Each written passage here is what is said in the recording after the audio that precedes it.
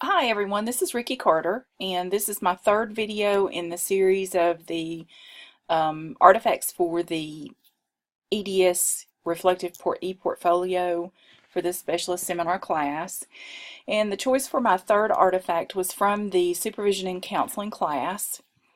And the objective of this class that was most poignant for me was to consider what we find valuable in our role as a supervisor in the counseling field, while developing our understanding of the supervision process. So the pieces of work that I chose for this class included a PowerPoint of my visual photo voice presentation that was intended for us to reflect on our beliefs about supervision.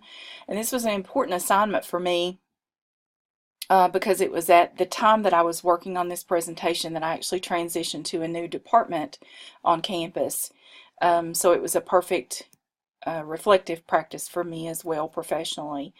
I also included the culminating assignments of the philosophy of supervision, the supervision contract, and the evaluation methods, which were intended to invite us to think critically about what we would envision our supervision process to be and the relationship with our own supervisees in the counseling leadership process.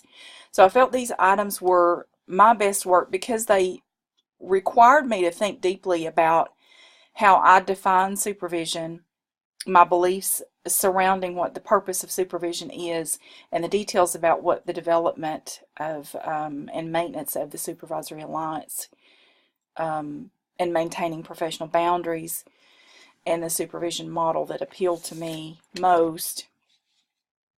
I found these assignments valuable because they really offered an opportunity to reflect on my experiences as a counseling intern when I went through the clinical mental health counseling program, and the ways in which I might interpret that now through the supervisory lens. And I really enjoyed that process and the components of considering how cultural identities and experiences can possibly intersect with the development of the supervisory alliance.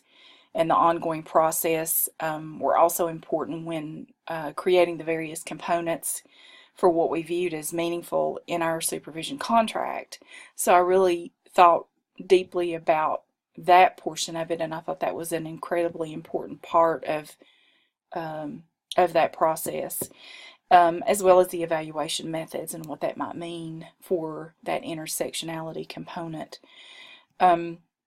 And I really felt like both of those, when I finished with them, were living documents that I gave a lot of thought to, that I can actually utilize throughout my career and refer back to and edit as I need to as a professional document that will be valuable to me. So what I gained most from these assignments was a much clearer understanding of the many opportunities that may be available to the supervisee when I, as a supervisor, can foster a collaborative relationship that's transparent and supportive, as well as creative, while also considering the ways in which boundaries and individuality in those roles are important for both me and the supervisee. And I think all of that is important to think about in the counselor leadership process. This was an incredible class, and the examples of contracts and resources provided were really helpful in helping me understand the concepts presented, while the contract creation, when I was doing it, really felt overwhelming.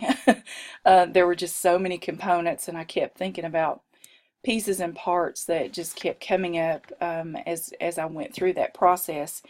But working through it really prompted a critical level of meaning for the assignments, and they helped me inform my work professionally because they really pushed me to think into the future about opportunities for various supervisory roles and possibilities, but also to utilize these techniques in my current work environment professionally in ways that I hadn't really considered with people in my office. So yet another great class. Thank you all.